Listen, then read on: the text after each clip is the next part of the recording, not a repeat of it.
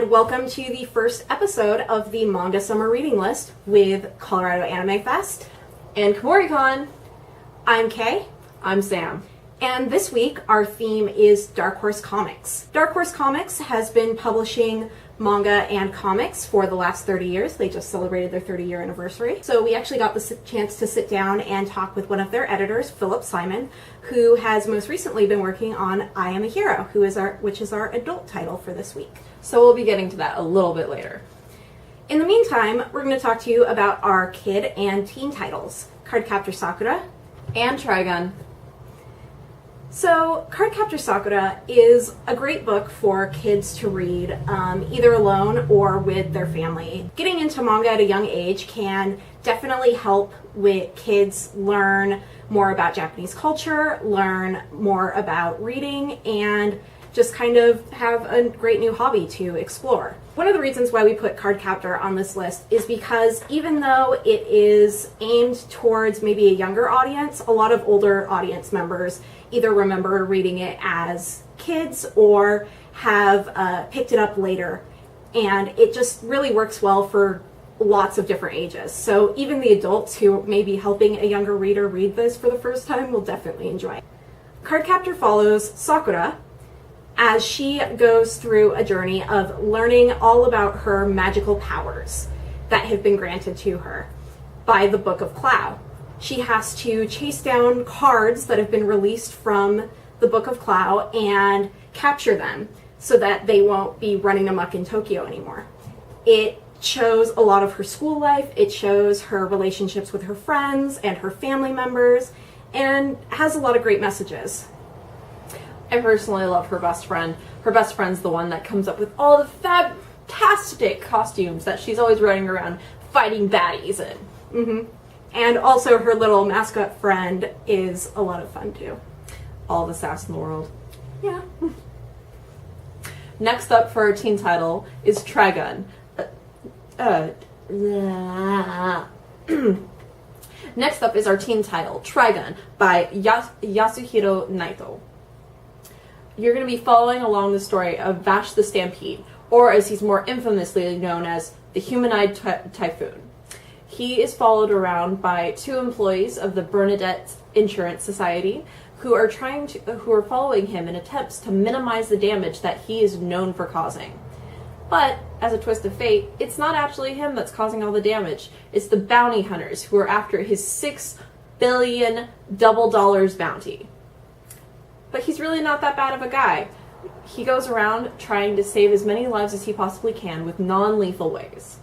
I personally love this title because it is a kind of, a futuristic sci-fi western. Yeah, fans of Firefly or even Cowboy Bebop would probably really love Trigun. This is definitely a starter manga for a lot of folks of our generation, but it's a great story for everybody, for teens and adults now.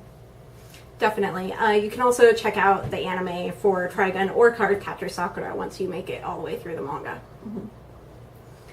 For our adult title, we're going to go over to talk with Philip Simon at Dark Horse Comics.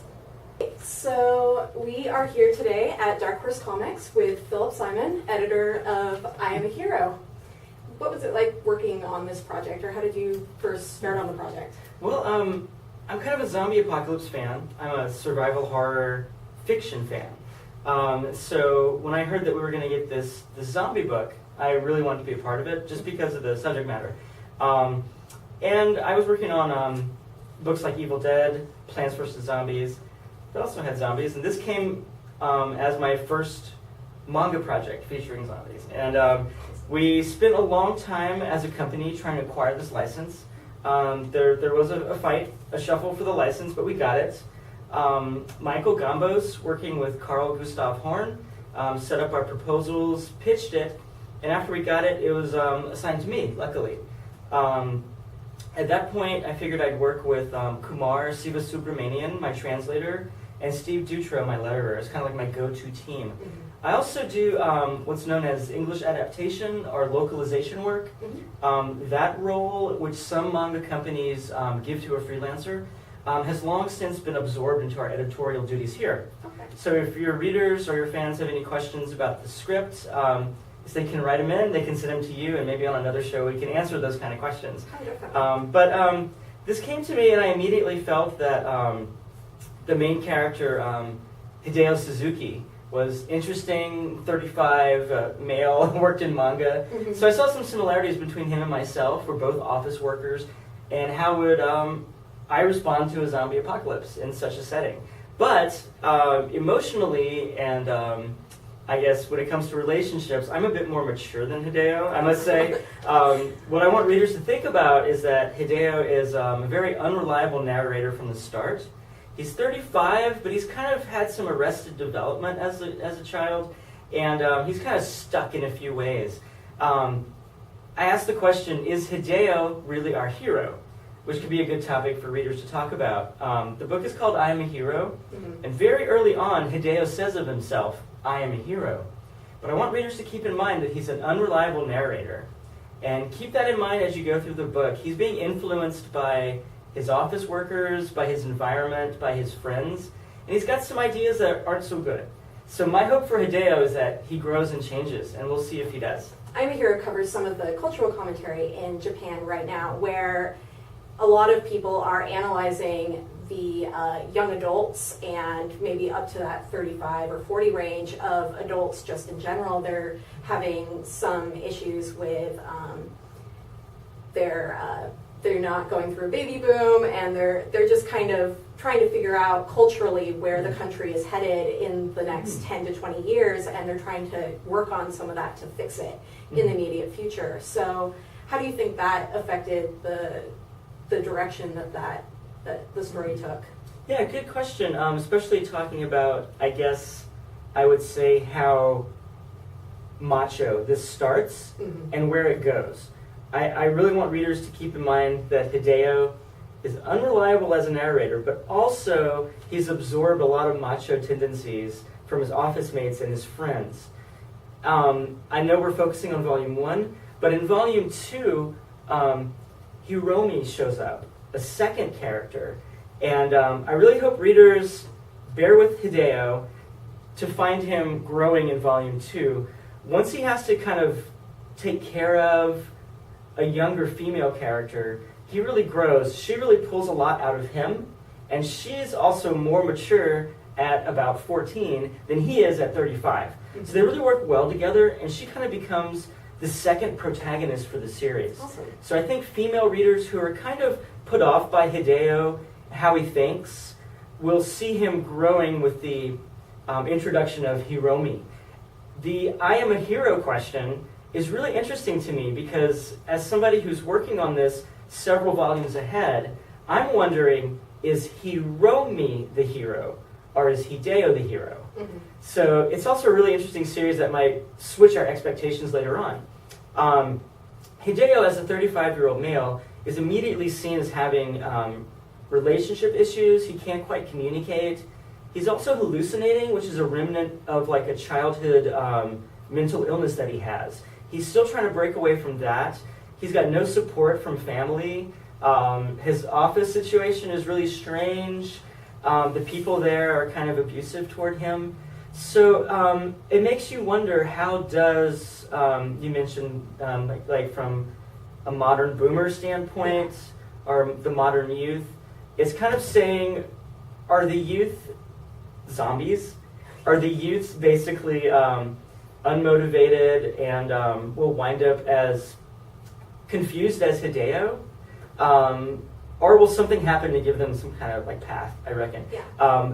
The writer calls the virus the Zikun virus. Okay. And it's kind of a play, the way he writes it, ZQN, is kind of a play on DQN, which is kind of slang Dikun for delinquents in Japan. So I think where you're going with is like how our writer, Kingo Hanazawa, takes that cultural topic of delinquents, kind of morphs it into a zombie situation. Yeah. That's something I think will play out further on because Hideo does encounter a lot of youths who are ganging up, who are creating gangs Yeah. to both fight the virus and to fight other humans. Which isn't a new topic in Japanese pop culture. I mean, you see it in Akira, you see it in some newer titles like Durarara and off the top of my head, K Project, and some of those others where there are a lot of these like gang mentalities or the youths rebelling and trying to fit in with an older society. And so I find it interesting that even we're almost 30 years out from Akira, it's still kind of an issue that authors and writers are talking about in Japan. So. Mm-hmm. Another cultural topic for your readers to discuss is how a zombie outbreak plays out in different cultures. Definitely. So kind of sidestepping the issue of masculinity and I guess the macho tendencies of males in this first volume, there's also this cultural discussion happening. In America, we have The Walking Dead, where right away you have a character who gets armed. The main way to survive is to be armed. And in Japanese society, there are very few firearms compared to American society. That when the zombie outbreak happens, Hideo grabs his shotgun, which is kind of a sporting shotgun, but he doesn't think to use it to protect himself until later, much later after the outbreak. His first thought isn't, I have a shotgun, I'm going to survive. It's like, I need to go to work. Well, thank you very much. Yeah. We hope that everybody can definitely check out these titles. You should be able to find them at your local library, your local comic book or bookstore, or on thingsfromanotherworld.com. Now for our honorable mentions. Our first honorable mention is Ohikkoshi by Hiroaki Samura. It's a great collection of just little short stories that we think teens or young adults would enjoy. Next up for our honorable mention is Kurosagi Corpse Delivery Service by Eiji Otsuka and Hosui Yamazaki. It's a story about Buddhist college students trying to make some extra cash on the side.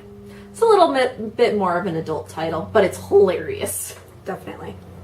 Next up is Oreimo, a story about an older brother who doesn't get along with his younger sister, but later becomes her confidant when she comes out to him as an otaku. I think we've all had that experience. I have yet to have mine. Oh. Clearly your brother needs to come out as an otaku then. Thanks for watching this week's episode of Manga Summer Reading List, presented to you by Colorado Anime Fest. and Kumoricon. Next week we will be covering some LGBTQ plus titles in honor of Pride Day, June 18th in both Denver and Portland. See you next week. Toodles.